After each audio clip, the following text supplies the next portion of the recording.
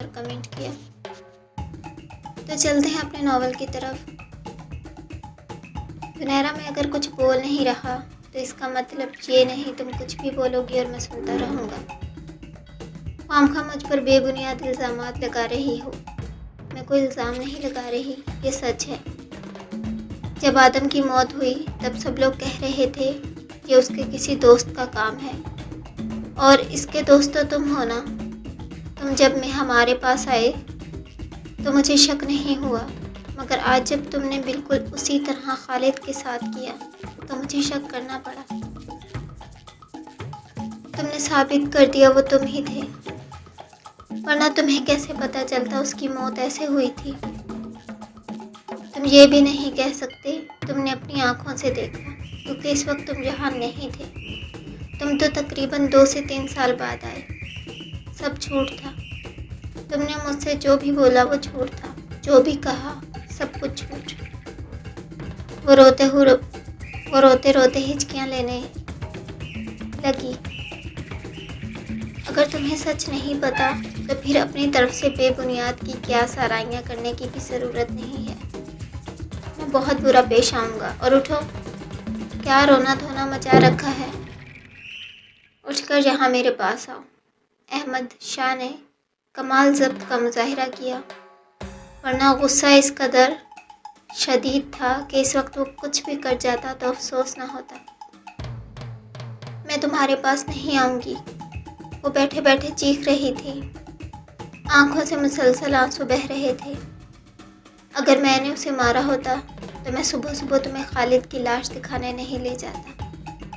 مجھے اگر معلوم ہوتا تم اس طرح کا خناس اپنے دماغ میں پال لوگی تو میں یہیں سے تمہارا دماغ درست کر کے لے جاتا۔ مجھے لگا تم خوش ہوگی۔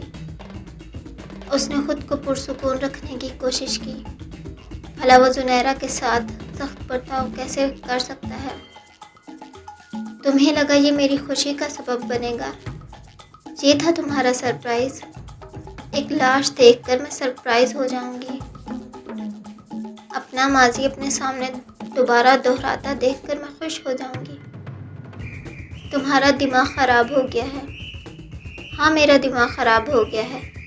تم اپنے اندر بدلے کی آگ لے کر ہی مجھے ریجیکٹ کر رہی تھی۔ میں نے تو بس اسی آگ کو ٹھنڈا کرنے اور تمہیں سکون پہنچانے کے لیے یہ سب کیا، تاکہ تمہارے دل میں ماضی کی کوئی خلش نہ رہے اور تم میرے ساتھ ہیپی فیملی بناؤ۔ مجھے صرف ایک سوال کا جواب دو، تمہیں کیسے پتا چلا وہ ایسے مرا ہے؟ تم نے مارا تھا انہیں؟ وہ ابھی بھی اپنے موقف سے ہٹنے کے لیے تیار نہیں تھی۔ تمہارا دماغ خراب ہو گیا ہے زنیرہ۔ اب اگر تم نے اپنے منہ سے ایسا کوئی لفظ نکالا تو میں منہ توڑ دوں گا۔ اس کی بات پر زنیرہ کچھ بھی کہنے کے بجائے رونے لگی۔ احمد کچھ دیر کھڑا اسے روتے دیکھتا رہا، شاید اس کے دماغ میں بات آئے، لیکن وہ تو بے وقوفوں کی طرح رونے میں مصروف تھی۔ اسی لیے آگے بڑھ کر اسے بازو سے دبوچ کر اٹھایا اور لا کر بیڈ پر پٹک دیا۔ ہاتھ مت لگاؤ مجھے۔ کیوں ہاتھ نہ لگاؤں؟ زنیرہ نے اپنا ہاتھ چھڑوانے کی کوشش کی تو احمد شاہ شدید طیش کے عالم میں آ گیا۔ تمہیں چھونا، پیار کرنا، تمہیں ہاتھ لگانا یہ میرا حق ہے۔ اس کے علاوہ بھی ہر طرح کا حق ہے مجھے، اور مجھے روکنے کا حق تمہارے پاس نہیں ہے۔ تم نے کل اپنے تمام جملہ حقوق میرے نام کیے ہیں اور رات میں اپنے حقوق وصول کر چکا ہوں۔ اسی بات کا افسوس ہے۔ کیا کہا تم نے؟ کس بات کا افسوس ہے؟ احمد کا دماغ گھوم گیا۔ زنیرہ میری بات سنو، اپنے منہ سے وہی لفظ نکالنا جس پر تم صرف شرمندہ ہو سکو۔ یہ نہ ہو تم ایسے لفظ بول جاؤ جو ساری زندگی کے لیے تمہارے ضمیر کو ملامت کرتے رہے۔ اس کی بات پر وہ دوبارہ سر جھکا گئی۔ میں نے یہ امید نہیں کی تھی تم سے احمد، اور میں نے بھی تم سے یہ امید نہیں کی تھی تم مجھے اتنا غلط سمجھو گی۔ مانا کہ تمہارے دل کے قریب نہیں ہوں، مگر مجھے نہیں لگا تھا اتنے سالوں مجھے جاننے کے بعد بھی تم مجھ پر ذرا یقین نہیں کرتی۔ सच जानना है ना तुम्हें तो सुनो। जब तुम्हारी शादी हुई तो आदम ने मुझे इनवाइट किया था, लेकिन मैं ज़रूरी मिशन के लिए गया हुआ था तो तुम्हारी शादी में शरीक नहीं हो सका। मगर दूसरे दिन मैं वापस आ गया था और वापस आने के बाद मैंने सोचा मैं उसे मुबारकबाद देने जाऊंगा। मैं अपनी बीवी के साथ यहाँ पर आया। यहाँ मैं अपने फार्म हाउस पर ठहरा। आदम को पता चला मैं यहाँ रुका हुआ हूँ तो वो मुझसे मिलने आया। जब वो मुझसे मिलने आया तो मैं घर पर मौजूद नहीं था। मेरी बीवी थी वहाँ पर। और तुम जानती हो, तुम्हारा वो नाम निहाद शौहर इतना भी अच्छा नहीं था। मेरी बीवी की नहाते हुए खुफिया वीडियो बना ली थी। इस बात पर मुझे शदीद तैश आया। मुझे और मेरी बीवी को तो ये बात पता ही नहीं थी, मगर मैं आदतन रोज़ाना अपने घर के सीसीटीवी फुटेज वगैरह चेक करता हूँ ताकि मुझे पता रहे कोई गैर मामूली हरकत तो नहीं हुई। वहाँ मैंने आदम को आते हुए देखा तो मैंने अंदरूनी हिस्से में लगे कैमरे भी चेक किए। तब मुझे पता चला वो मेरी बीवी की वीडियो बनाकर ले जा चुका है। ये बात मैंने अपनी बीवी को भी नहीं बताई। इसी बात का हिसाब मांगने के लिए मैं आदम के पास आया था। मुझे नहीं लगा था वो इस कदर का डी ग्रेड इंसान होगा। मैंने जब तक उससे दोस्ती रखी तब तक वो एक शरीफ इंसान ही था, मगर वो कहते हैं ना, हम किसी के साथ हज़ारों साल भी गुजार लें तब भी उसे पूरी तरह नहीं जान सकते। यही कुछ मेरे साथ भी हुआ। उससे उसी हरकत का जवाब मांगने के लिए जब मैं डेरे पर पहुंचा तो रात के तकरीबन 2 बजे का वक्त था। मगर डेरे तक पहुंचने पर मुझे जो माहौल नज़र आया उसे देखने के बाद मुझे लगा कोई गड़बड़ है, क्योंकि पूरे डेरे की लाइट्स ऑफ थी। हर तरफ अंधेरा ही अंधेरा था। पहले कभी भी डेरे पर अंधेरा नहीं हुआ था। मैंने अपनी जीप कुछ दूर ही रोक दी और पैदल चलकर छुप छुप कर आते हुए वहाँ के हालात का जायज़ा लेने की कोशिश की, क्योंकि बहुत सारी गाड़ियाँ डेरे के बाहर खड़ी हुई थी। इसके अलावा कुछ मशकूक आदमी भी वहाँ आसपास घूम रहे थे। मेरे दिमाग ने पहली फुर्सत में इस बात की निशानदेही कर दी थी कि कुछ ना कुछ तो गड़बड़ ज़रूर है। इसीलिए मैं खुद को अंधेरे में छुपा कर डेरे के अंदर दाखिल हुआ और अंदर जाकर मैंने देखा 2 आदमी काले चोगे के अंदर तुम्हारे शौहर की लाश को कांटे पर लटका रहे हैं। अंधेरे में मुझे उनका चेहरा नज़र नहीं आया। आदम का चेहरा भी इसीलिए देख पाया क्योंकि एक आदमी के पास टॉर्च थी। रोशनी उनके मुंह पर आ रही थी, मगर उन्होंने चेहरे पर मास्क और ऊपर से काले रंग की हुडी पहन रखी थी। इसीलिए उनकी पहचान करना या शक्ल देखना मेरे लिए मुमकिन नहीं था। मैं कोई एक्शन भी नहीं ले पाया। वहाँ मैं फ़िलहाल अकेला था और ये लोग बहुत ज़्यादा थे। मैं बस ये देखने की कोशिश कर रहा था कि हो क्या रहा है, असल मामला क्या है। मैं तो आदम से जवाब मांगने आया था, मगर वहाँ तो किसी ने उसे मारकर कांटे पर लटका दिया था। कांटे पर लटकाने के बाद वो दोनों आदमी अंदर चले गए। इसका मतलब यही था वो यहाँ के जानने वाले हैं। मैंने भी अंदर जाने की कोशिश की। जिस तरफ वो लोग गए थे, मगर वहाँ जाने के बाद मैंने देखा इस एरिया में सिर्फ घर के ही लोग जा सकते थे और वहाँ पर खालिद, खादिम, एक और आदमी शाहिद, उसके अलावा 2 और आदमी मौजूद थे। अब मुझे नहीं पता था उन सब में से वो 2 कौन थे। मुझे लगा यहाँ कोई बहुत बड़ी गड़बड़ चल रही है, इसीलिए मुझे मामले की तह तक जाना होगा। और फिर अगले दिन पूरे गांव में कोहराम मच गया कि किसी ने डेरे पर आदम बलोच को 6 गोलियां मारकर कत्ल कर दिया है। मैंने सोचा था मैं अपनी मौजूदगी को पोशीदा रखूंगा ताकि किसी को पता न चले मैं यहाँ पर आया हूँ, मगर अपने तौर पर इस मामले की तह तक जाकर ही दम लूँगा। मगर इससे पहले मैं वो वीडियो डिलीट करवाना चाहता था जो तुम्हारे शौहर ने बनाई थी। आदम ने तुम्हारी बीवी की वीडियो बनाई। वो मुझसे बहुत प्यार करते थे। तुम झूठ बोल रहे हो।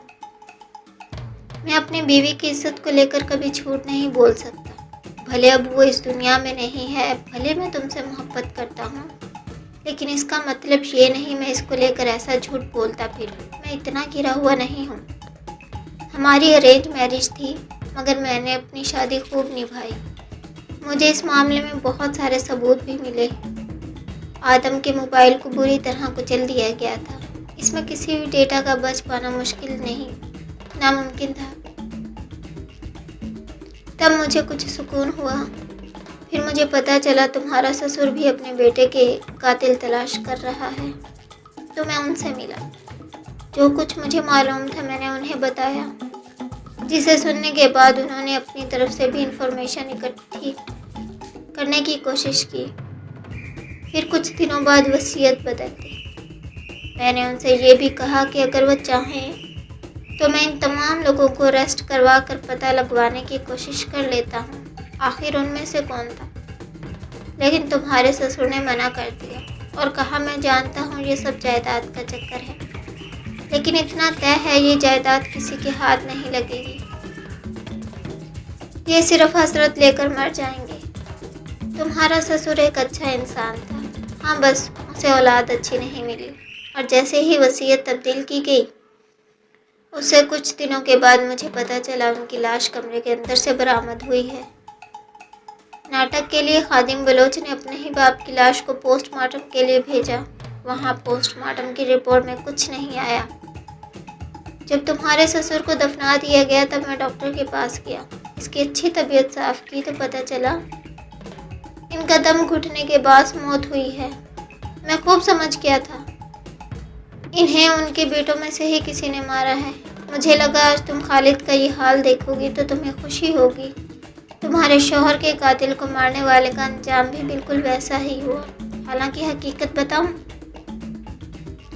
میں چاہتا تھا میں خود آدم کا حشر نشر کو بگاڑ دوں۔ جس وقت میں نے اسے بیوی کی ویڈیو بناتے ہوئے دیکھا اس وقت میرا کیا حال تھا میں نہیں بتا سکتا۔ میں خود چاہتا تھا اسے جان سے مار دوں، مگر اسے پہلے ہی کسی نے مار دیا تھا۔ پھر میں کافی عرصے بعد تمہارے پاس آیا۔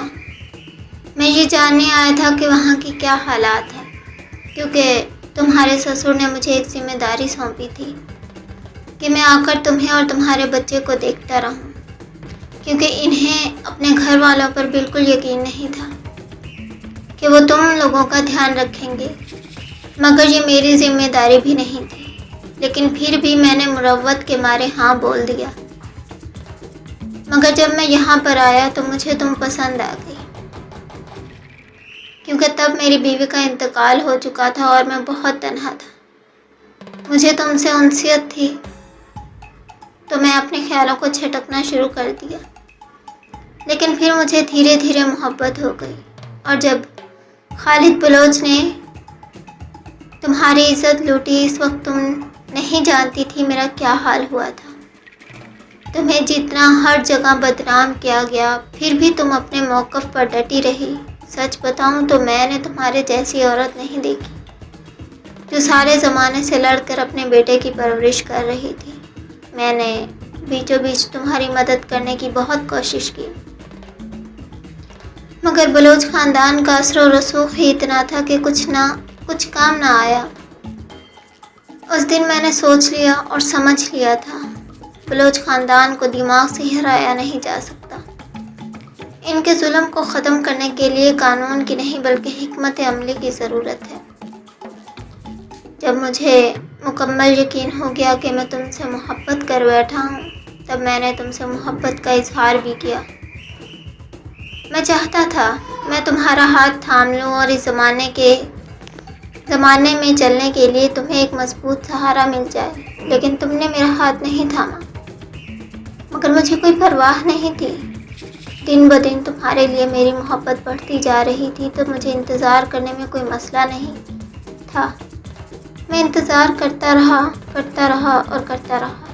اور دیکھو تم مجھے حاصل ہو گئی۔ مگر مجھے نہیں پتا تھا تم مجھ پر ایسے شک کرو گی۔ اگر پتا ہوتا بہت پہلے ہی تمہارے سارے وہم دور کر دیتا۔ اپنی بات کہہ کر وہ باہر چلا آیا اور زنیرہ خاموش بیٹھی اس کے بارے میں سوچنے لگی۔ وہ جذباتی پن کا مظاہرہ کر گئی تھی، اور ہاں، شاید احمد بالکل صحیح کہہ رہا تھا۔ آدم نے احمد شاہ کی بیوی کی ویڈیو ضرور بنائی تھی۔ ایک رات آدم کسی عورت کی ویڈیو دیکھ رہا تھا۔ اس پر زنیرہ اور آدم کے درمیان لڑائی بھی ہوئی تھی، مگر آدم نے یہ کہہ کر بات ٹال دی کہ وہ ایسی ویڈیو صرف اپنا جوش بڑھانے کے لیے دیکھ رہا تھا۔ اب وعدہ کرتا ہے آج کے بعد ایسی ویڈیو کبھی نہیں دیکھے گا۔ زنیرہ کے کہنے پر اس نے وہ ویڈیو ڈیلیٹ بھی کر دی۔ کاش کہ اس وقت اسے پتہ ہوتا یہ احمد شاہ کی بیوی کی ویڈیو ہے۔ اپنی ہی باتوں پر شرمندہ ہوتی وہ گھٹنوں میں اپنا سر دے گئی۔ یہ اس سے کیا ہو گیا؟ یہ وہ کیا کر بیٹھی ہے؟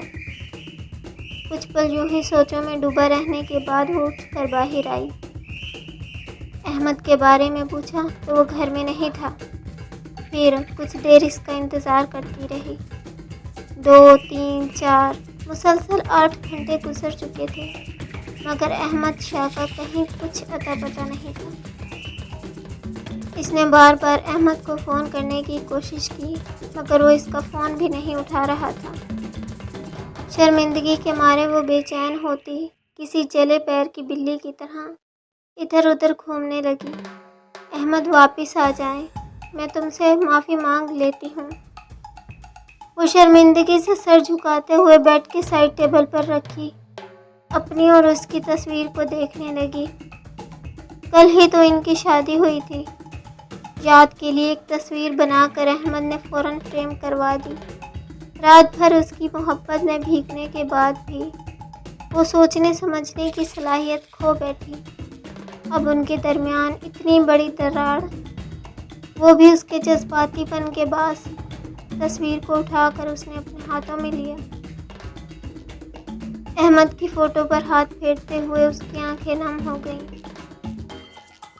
میں جانتی ہوں تم مجھ سے بہت محبت کرتے ہو۔ جو محبت کرتا ہے وہی اتنے سالوں تک انتظار کرتا ہے۔ رات تمہاری ہر شدت پر مجھے تمہاری تڑپ کا اندازہ ہو رہا تھا۔ میں سمجھ گئی تھی تم مجھ سے کتنی محبت کرتے ہو۔ مجھے معاف کر دو۔ ہمیشہ سے ہی دشمنوں کے درمیان رہتے ہوئے مجھے شاید بیماری ہو گئی ہے شک کرنے کی، لیکن اب تم واپس آ جاؤ، میں تم سے معافی مانگ لوں گی۔ اب جو بھی تم بولو گی میں وہی کروں گی۔ تم سے بہت پیار کروں گی۔ اس کا بس نہیں چل رہا تھا کیسے وہ احمد سے معافی مانگ لے۔ وہ لوگ تھوڑی دیر سے ڈیرے پر موجود تھے۔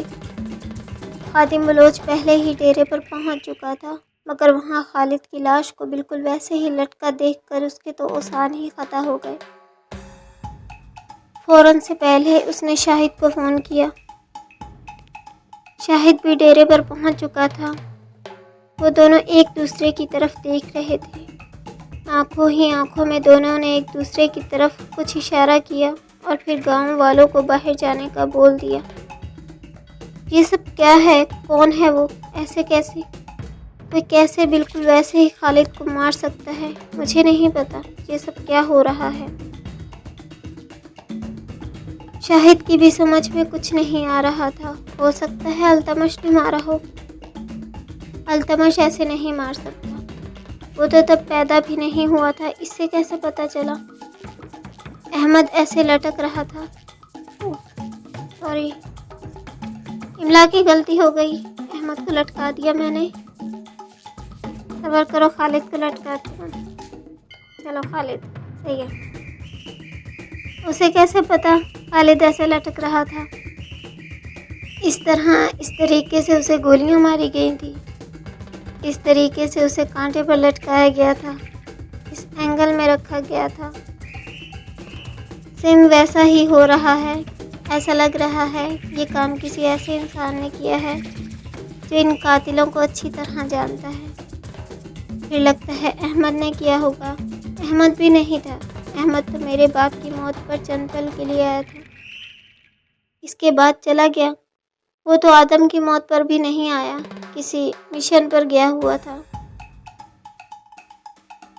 ہو ہی نہیں سکتا ان دونوں میں سے کوئی مارے۔ ابھی کچھ گھنٹے پہلے ہی تو دونوں کی مجھ سے لڑائی ہوئی تھی۔ وہ کہہ رہے تھے کہ خالد کو ڈھونڈ کر ہم ان کے حوالے کر دیں۔ ان کے پاس ہوتا تو وہ مجھ سے نہیں پوچھتے۔ اس کی ماں کا معاملہ ہے، ہو سکتا ہے رات کو مار دیا ہو۔ رات کو نہیں مار سکتا۔ خالد زنیرہ کے ساتھ۔ یا اللہ یہ مجھے کیا ہو گیا ہے؟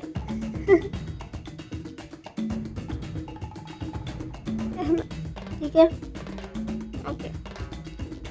احمد زنیرہ کے ساتھ اپنی سہاگرات منانے میں لگا ہوا تھا اور التمش بھی اپنی بیوی کے پاس تھا۔ میں کنفرم کر کے آیا تھا کہ وہ دونوں گھر پر ہی ہیں۔ اگر وہ دونوں گھر پر ہی تھے تو یہ ہمارا تیسرا دشمن کہاں سے نکل آیا؟ مجھے خود سمجھ نہیں آ رہا یہ سب کیا ہو رہا ہے۔ ہمیں چوکنا رہنے کی ضرورت ہے کیونکہ ہمارا یہ جو بھی دشمن ہے بہت چالاک ہے۔ یہ ہمارے بارے میں سب کچھ جانتا ہے، سب کچھ، اور ہمیں اس کے بارے کچھ نہیں پتا۔ کہہ تو تم بالکل ٹھیک رہے ہو، ہمیں اپنے دشمنوں کی ایک لسٹ بنانی ہوگی جس میں ہمارے وہ دشمن سب سے اوپر رہیں گے جو اس قتل کے بارے جانتے ہیں۔ مجھے نہیں لگتا کوئی فائدہ ہوگا کیونکہ ہمارے پاس اس کے خلاف کوئی سراغ نہیں ہے۔ ہمیں کوشش تو کرنی چاہیے، مجھے یقین ہے کچھ نہ کچھ تو مل جائے گا، ورنہ اگر یوں ہی ہاتھ پر ہاتھ دھرے بیٹھے رہے تو یقیناً اگلی باری ہماری ہوگی۔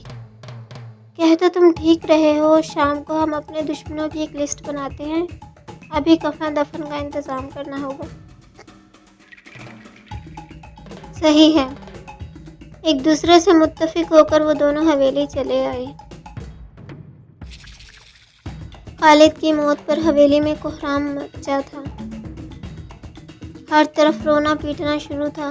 عائشہ نے تو رو رو کر اپنا برا حال کر لیا تھا، وہ تو سیدھا زنیرہ کو کوس رہی تھی کہ یہ سب اس کی وجہ سے ہوا ہے۔ ہاجرہ بھی زنیرہ کی طرف کھا جانے والی نظروں سے دیکھ رہی تھی، مگر اسے کوئی فرق نہیں پڑتا تھا۔ ساوری کے لیے بھی یہ ایک شاکنگ تھا، بھلے اسے اب اپنے باپ سے کوئی لگاؤ نہیں تھا، یہ سچ جاننے کے بعد کہ وہ اسے بیچنے جا رہا ہے اور اس نے کبھی زندگی میں اسے محبت بھی نہیں کی، مگر پھر بھی وہ ایک نرم دل کی انسان تھی، وہ کسی کے لیے بھی کبھی برا نہیں سوچ سکتی، بھلے وہ اس کا دشمن ہی کیوں نہ ہو۔ نم آنکھوں سے التمش کی طرف دیکھا۔ یہ سب کیسے ہو گیا؟ آپ نے تو نہیں مارا نا؟ میں ساری رات تمہارے ساتھ تھا ساوری، میں اسے کیسے مار سکتا ہوں؟ تم ایسے سوچ بھی کیسے سکتی ہو؟ میں یہی سوچ رہی ہوں، آپ نے نہیں مارا، پھر کس نے مارا ہوگا؟ تمہیں لگتا ہے بلوچ خاندان کے دشمنوں کی کمی ہے؟ وہ گھر سے روح پوش ہو گیا تھا، یقیناً باہر کسی دشمن کے ہاتھ لگ گیا ہوگا تو اس نے مار دیا۔ اس نے ساوری کو بہت پیار سے ہینڈل کر لیا تھا، لیکن وہ جانتا تھا خالد کو احمد نے مارا ہے۔ کفن دفن کے بعد حویلی کے اندر سوگ کا ماحول تھا۔ خادم بلوچ کو بھی کوئی خاص فرق نہیں پڑا، وہ جان چکا تھا اس کے بھائی نے اس کے پیٹ میں چھرا گھونپا ہے، اسی لیے وہ چاہ کر بھی دکھی نہیں ہو پا رہا تھا۔ اگر اسے کسی بات کی فکر تھی تو اپنے نئے دشمن کی، جو نہ جانے کون تھا اور ان کے سر پر دو دھاری تلوار کی طرح لٹک رہا تھا۔ کیا ہوا ہے ماں؟ آپ اتنی پریشان کیوں گھوم رہی ہیں؟ سب لوگوں کو فارغ کرنے کے بعد جب وہ ساوری کے کمرے میں جانے لگا تو زنیرہ کو ادھر ادھر ٹہلتے دیکھ کر حیران ہو گیا۔ آپ کو تو احمد کے پاس ہونا چاہیے تھا نا؟ احمد گھر پر نہیں ہے، میرا فون بھی نہیں اٹھا رہا۔ گھر پر نہیں ہے، فون بھی نہیں اٹھا رہا، مگر کیوں؟ بس میری باتوں کا جواب نہیں دے رہا۔ انگلیاں مروڑتے ہوئے وہ سر جھکا گئی۔ کیا ہوا؟ کوئی بات ہوئی ہے یا پھر یوں ہی نخرے دکھانا شروع کر دیے؟ ایک ہی رات میں وہ عاشق سے شوہر بن گیا، ابھی اس کی خبر لیتا ہوں۔ ایسی بات نہیں ہے التمش، غلطی میری تھی۔ آپ کی کیا غلطی تھی؟ وہ اسے لے کر ان کے کمرے میں آ گیا۔ میں نے اس پر شک کیا، جیسے تمہارے باپ کو مارا گیا تھا بالکل ویسے ہی خالد کو بھی لٹکا رکھا تھا۔ تو مجھے لگا تمہارے باپ کو مارنے والا وہی ہے، اسی لیے میں نے اس کو قاتل اور بہت کچھ بول دیا، تو وہ غصہ ہو کر چلا گیا۔ سنیرا کی بات پر التمش کی آنکھیں حیرت سے پھیل گئی۔ ماں، میں آپ سے ایسی بے وقوفی کی امید تو نہیں کرتا تھا، آپ تو ایسی نہیں تھی، پھر آپ اتنی جذباتی کب سے ہو گئی؟ بس مجھ سے غلطی ہو گئی، شاید مجھے اس پر وہ یقین نہیں تھا جو ہونا چاہیے۔ ماں، اس نے خالد کو بالکل ویسے ہی میرے کہنے پر اور آپ کے لیے لٹکایا تھا، تاکہ دشمنوں کو ایسا لگے جیسے ان کا کوئی نیا دشمن پیدا ہو گیا ہے، اور آپ کو وہ پوری طرح پرسکون کر پائے، یہ یقین دلا پائے کہ آپ کا بدلہ اس نے لے لیا ہے، تاکہ پھر آپ اس کے ساتھ بلوچ خاندان اور اس کی ٹینشن کو چھوڑ کر بے فکری کی زندگی گزاریں۔ مجھ سے غلطی ہو گئی۔ زنیرہ کو مزید شرمندگی ہوئی۔ اب اس پر یقین ہے؟ ہاں، مجھے اس پر یقین ہے، مگر میں اپنی غلطی کا کیسے ازالہ کروں؟ کوئی بات نہیں، پیار سے منائیں، وہ مان جائے گا۔ آپ سے بہت پیار کرتا ہے، آپ پیار سے بلائیں گی وہ آ جائے گا، پر وہ میرا فون بھی نہیں اٹھا رہا۔ فون وہ آپ کا اٹھا لے گا، میں اس سے بات کروں گا۔ نہیں تو مجھ سے بات نہیں کرنا، پھر وہ کہے گا میں تمہاری سفارشیں لگوا رہی ہوں۔ محبت میں اگر سفارشیں لگوانی پڑ جائیں تو لگوا لینی چاہیے۔ اچھا تم یہ بتاؤ، تمہارا اور ساوری کا رشتہ کیسا چل رہا ہے؟ میرا اور میری چھوٹی سی بیوی کا رشتہ بہت صحیح چل رہا ہے، وہ بہت خوش ہے، میں بہت خوش ہوں۔ زنیرہ نے التمش کے سر پر ہاتھ رکھا، پھر اس کے گال کو دبایا، مسکراہٹ چہرے پر آ ٹھہری۔ میں چاہتی ہوں کہ تم ہمیشہ خوش رہو۔ ماں، آپ کو بہو کے روپ میں ساوری پسند ہے نا؟ ہاں بالکل، وہ مجھے بہت پسند ہے، وہ بہت معصوم ہے، اس کے اندر خالد بلوچ کی کوئی خصلت نہیں ہے، میں جانتا ہوں، اسی لیے تو وہ آپ کے بیٹے کی پسند ہے۔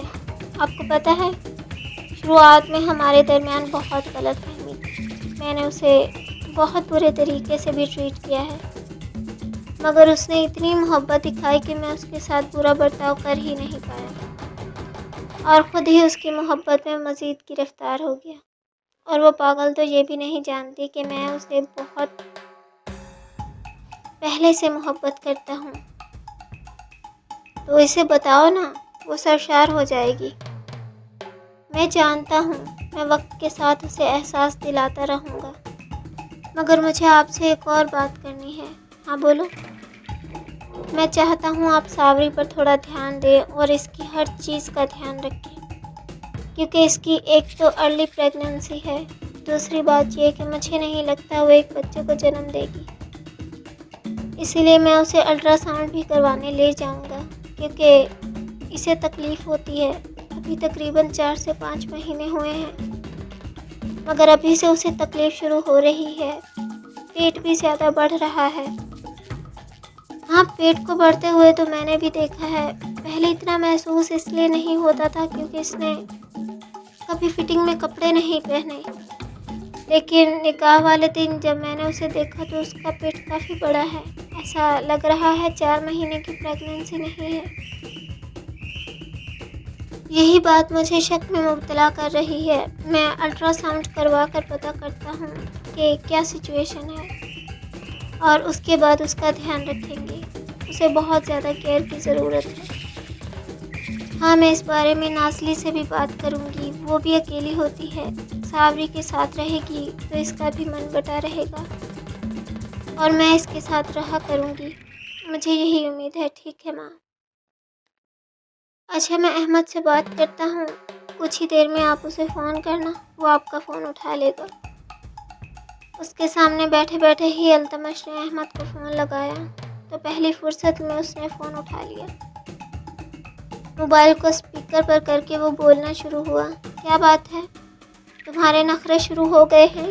پہلے ہی دن تم میری ماں کو انتظار کروا رہے ہو۔ اور اس کا فون بھی نہیں اٹھا رہے۔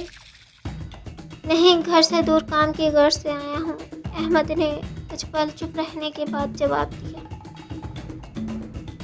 تمہارے سارے کاموں سے زیادہ امپورٹنٹ تمہاری بیوی ہے نا؟ پہلے تو بہت محبت کرتے تھے، اب بھی کرتا ہوں، بس آج میرا دماغ خراب ہے۔ زیادہ نخرے کرنے کی ضرورت نہیں ہے، چپ چاپ آ جاؤ، یہ خام خواہ کی ناراضگی نہیں پالا کرو۔ فضول ناراضگی نہیں ہے، ایک بار اپنی ماں سے بھی پوچھ لو آخر بات کیا ہوئی ہے۔ ماں سے میں نے پوچھ لیا ہے، جو بھی رنجشیں ہیں ایک دوسرے کے ساتھ مل کر ختم کرو، ایسے زندگی نہیں چلتی۔ تم مجھ سے بڑے ہو اور سمجھانا مجھے پڑ رہا ہے۔ التمش نے 1 منٹ میں ہی اسے لتاڑ کر رکھ دیا۔ ابھی میری ماں کا فون آئے تو اس کا فون اٹھا لینا، ٹھیک ہے؟ وہ اداس لہجے میں اتنا بول کر فون کاٹ گیا۔ اس کے لہجے کی اداسی زنیرہ نے خوب محسوس کی۔ التمش اپنے کمرے میں چلا گیا اور وہ خالی سکرین کو دیکھنے لگی۔ وہ کہہ تو رہا تھا فون اٹھا لے گا، لیکن اگر اس نے پھر بھی فون نہیں اٹھایا تو؟ لیکن پھر بھی وہ فون تو ضرور کرے گی، جیسے صبح سے کر رہی تھی۔ اب دوبارہ شروع ہو گئی، مگر اس بار پہلے ہی کال پر اس نے فون اٹھا لیا تھا۔ کچھ دیر خاموشی کی نظر ہو گئے۔ کہاں ہیں آپ؟ ضروری کام سے باہر آیا ہوں، مجھے دیر ہو جائے گی، پلیز گھر آ جائیں۔ میں کہہ رہا ہوں میں ضروری کام سے آیا ہوں، مجھے پرواہ نہیں آپ کے ضروری کام کی، میں آپ کو بلا رہی ہوں، آپ گھر آ جائیں۔ اس کا لہجہ پل بھر میں ہی نم ہو گیا۔ احمد شاید چند پل تک کچھ نہیں بولا۔ پلیز میری خاطر آ جائیں، وہ دوبارہ بولی۔ ٹھیک ہے، کچھ وقت لگ جائے گا۔ احمد کا لہجہ نرم پڑ گیا۔ کچھ وقت نہیں، ابھی آئیں، دیر ہو رہی ہے، رات کے 10 بج رہے ہیں۔ وقت لگ جائے گا زنیرہ، تم سو جاؤ۔ مجھے نہیں سونا، میں آپ کا انتظار کر رہی ہوں، میرے لیے آ جائیں پلیز۔ وہ گہری سانس لے کر رہ گیا۔ میں گھر نہیں آنا چاہتا زنیرہ، میں نہیں سننا چاہتا جب تم مجھے کہو کہ مجھے ہاتھ نہیں لگائیں، مجھ سے دور رہیں۔ غلطی ہو گئی، یہ لفظ میرے دل و دماغ پر ہتھوڑے کی طرح برس رہے ہیں۔ میں آپ کے سارے شکوے مٹا دوں گی، میں آپ سے معافی مانگ رہی ہوں، مجھ سے غلطی ہو گئی، میں نے جان بوجھ کر نہیں کیا، بس ہو گیا، پلیز واپس آ جائیں، میں آپ کا انتظار کر رہی ہوں۔ ٹھیک ہے، کچھ دیر لگ جائے گی، کچھ دیر نہیں، ابھی میں آپ کا انتظار کر رہی ہوں، پلیز آ جائیں پلیز۔ اس کے لہجے میں آنسوؤں کی آمیزش وہ بخوبی محسوس کر رہا تھا۔ ٹھیک ہے، 15 منٹ تک آتا ہوں، اس سے کم نہیں ہو سکتا، میں آپ کا انتظار کر رہی ہوں۔ ٹھیک ہے، میں آ رہا ہوں۔ فون رکھ کے احمد نے گاڑی ریورس گھمائی اور فل سپیڈ کے ساتھ وہ حویلی کی طرف آنے لگا۔ وہ زنیرہ کو روتے نہیں دیکھ سکتا تھا، مگر آج وہ رو رہی تھی۔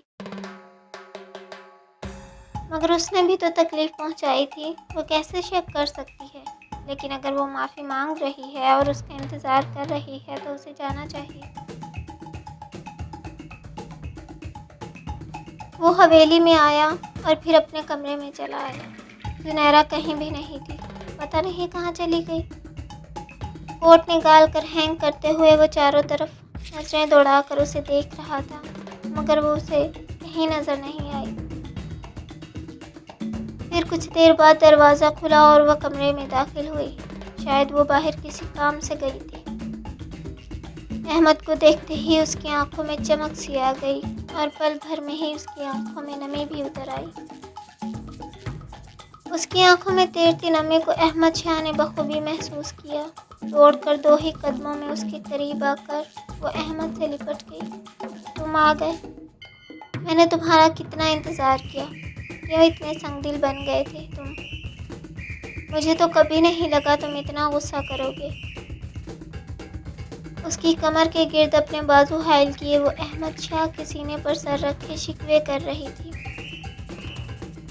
تم نے بات ہی ایسے کر دی۔ وہ اس کے گرد اپنے دونوں بازوؤں کا حصار بنا کر خفا خفا لہجے میں گویا ہوا۔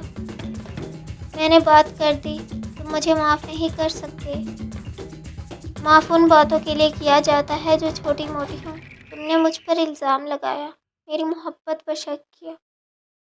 تم ایسا کیسے کر سکتی ہو زنیرہ؟ وہ چاہ کر بھی اپنے من میں دبے شکووں کو زبان پر آنے سے نہیں روک پایا۔ تو مجھے سمجھائے نا، مجھے جب پورا سچ پتہ نہیں ہوگا تو میں ایسے ہی ری ایکٹ کروں گی۔ میں تو نادان ہوں، تم تو سمجھدار ہو۔ تم نادان ہو؟ وہ شدید غصے میں اس کے چہرے کی طرف دیکھنے لگا۔ زنیرہ کے دونوں بازوؤں کو اپنے گرد سے ہٹانا چاہا، مگر وہ سختی سے اپنے بازو اس کے گرد لپیٹے کسی ضدی بچے کی طرح اس سے لپٹ کر کھڑی رہی۔ میں اب تم سے دور نہیں جاؤں گی، مجھے خود سے دور کرنے کی کوشش مت کرو۔ میں تمہیں خود سے دور کرنے کی کوشش نہیں کر رہا، بلکہ تم خود مجھ سے دور جانا چاہتی ہو۔ کس نے کہا میں دور جانا چاہتی ہوں؟ میں تمہارے قریب رہنا چاہتی ہوں۔ تم جو چاہو میرے ساتھ کر سکتے ہو، تم میرے شوہر ہو۔ ہاں، میں جو چاہوں تمہارے ساتھ کر سکتا ہوں۔ تمہیں تو کوئی رسپانس نہیں دینا، تمہیں تو بس مجھ پر شک کرنا ہے۔ میں شک نہیں کر رہی، مجھے تمہاری محبت پر یقین ہے، اور آج تو میں مزید تمہاری محبت پر یقین کر بیٹھی ہوں۔ میں وعدہ کرتی ہوں آج کے بعد میں تم پر کبھی شک نہیں کروں گی۔ اس کی آنکھوں سے دو آنسو نکل کر احمد شاہ کی شرٹ میں جذب ہو گئے۔ دیکھو، تم اس وقت مجھے بے بس کر رہی ہو، پھر میں اپنے روپ میں آ جاؤں گا اور پھر تم کہو گی میں نے کیا کھایا ہے۔ مجھ میں اتنا اسٹیمنا کہاں سے آ گیا؟ اسی لیے بہتر ہے مجھ سے دور رہو، تاکہ کل کو تم یہ نہ کہو اسی بات کا تو افسوس ہے۔ مجھے وہ افسوس نہیں چاہیے۔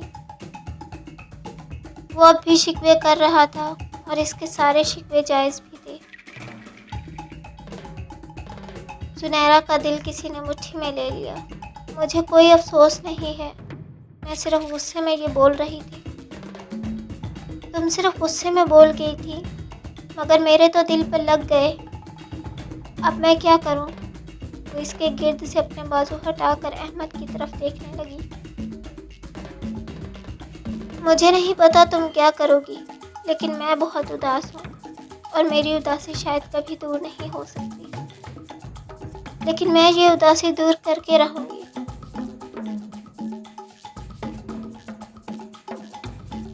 دیکھو، تم کچھ بھی ایسا نہیں کر سکتی جس سے میری اداسی دور ہو۔ وہ کسی بھی طرح اس کی بات کو ماننے کے لیے تیار ہی نہیں تھا۔ تو زنیرہ نے اپنے پنجوں کے بل کھڑے ہو کر احمد کے چہرے کو ہاتھوں کی پیالے میں بھر کر اپنے ہونٹ اس کے ہونٹوں پر رکھ دیے۔ احمد شاہ نے حیرت سے دنگ ہو کر اس کی طرف دیکھا۔ کبھی نہیں سوچا تھا زنیرہ بھی اس کے ساتھ کوئی ایسا معاملہ کرے گی۔ کیا آپ یقین کرو گے؟ کچھ دیر اس کے ہونٹوں پر اپنا لمس چھوڑنے کے بعد وہ دور ہوئی تو احمد شاہ خاموش ہو گیا۔ کیا چاہ رہی ہو؟ میں تمہارا ساتھ دینا چاہتی ہوں۔ کل رات تم نے میرے وجود پر اپنی محبت نچھاور کی، آج میں چاہتی ہوں میں بھی اپنی محبت کا اظہار کروں۔ تم مجھے اپنی تڑپ کا احساس دلاؤ اور میں اپنی محبت کا۔ ہم ایک بھرپور لائف جئیں گے، اور آج جو رنجش ہمارے درمیان آئی ہے، میں نہیں چاہتی وہ مزید ہمارے درمیان رہے۔ تم ہی تو کہتے ہو کہ ہمارے درمیان صرف محبت ہے، تو آج بھرپور محبت کر لیتے ہیں۔ سوچ لو، میں پھر ساری رات تمہیں نہیں بخشوں گا۔ میں نہیں چاہتی مجھے بخشو، تم بھلے میرے روم روم پر اپنی محبت کی چھاپ چھوڑ دو۔ حقیقتاً میں نے کل تمہیں صرف وعدے کے طور پر قبول کیا تھا، لیکن آج میں پورے دل سے قبول کر لینا چاہتی ہوں۔ کل رات ہمارے درمیان جو کچھ بھی ہوا، وہ میں یہ سوچ کر سہ رہی تھی کہ یہ تمہارا حق ہے، لیکن آج جب تم مجھ پر اپنی محبت کی بارش کرو گے تو میں یہ سمجھوں گی کہ یہ ہماری محبت ہے، یہ ہمارے رشتے کا حق ہے۔ مجھے اپنی محبت کی بارش میں پور پور بھگو دو احمد۔ زنیرہ کی آنکھوں میں نمی تھی اور اس کے لہجے سے محبت کی شدت چھلک رہی تھی۔ احمد حیرت سے گنگ اس کی طرف دیکھ رہا تھا۔ یہ کایا پلٹ کیسے ہو گئی؟ اس کی ذرا سی ناراضگی کیا زنیرہ کے دل میں دبی محبت کو اس قدر اجاگر کر دے گی؟ یہ تو اس نے کبھی نہیں سوچا تھا۔ جب دوسری بار زنیرہ نے آگے بڑھ کر اس کے لبوں کو اپنی قید میں لیا تو احمد شاہ بھی خود پر ضبط نہیں کر پایا۔ زنیرہ کی کمر میں دونوں ہاتھ ڈال کر خود بھی اس کے چہرے پر شدت سے جھکایا۔ دونوں کی سانسیں ایک دوسرے میں تحلیل ہو گئیں اور دونوں ہی بھرپور انداز میں ایک دوسرے کی سانسوں کو پینے لگے۔ جذبات کا ایک طوفان ان دونوں کے درمیان امڑ آیا۔ احمد نے اس کے وجود کو باہوں میں اٹھا کر بیڈ پر لا کر رکھا۔ آج تم نے مجھے وہ تحفہ دیا ہے زنیرہ جسے میں زندگی بھر نہیں بھولوں گا۔ احمد اس کی پیشکش پر روح کی گہرائیوں تک سرشار ہوا۔ اپنی شرٹ نکال کر بیلٹ نکالنے لگا۔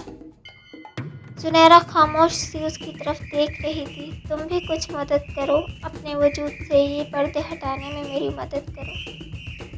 وہ اپنی پینٹ کی زپ کھول کر خود کو مکمل طور پر آزاد کرتا ہوا اس کے وجود پر جمے پردوں کو دیکھ کر خائف ہوا۔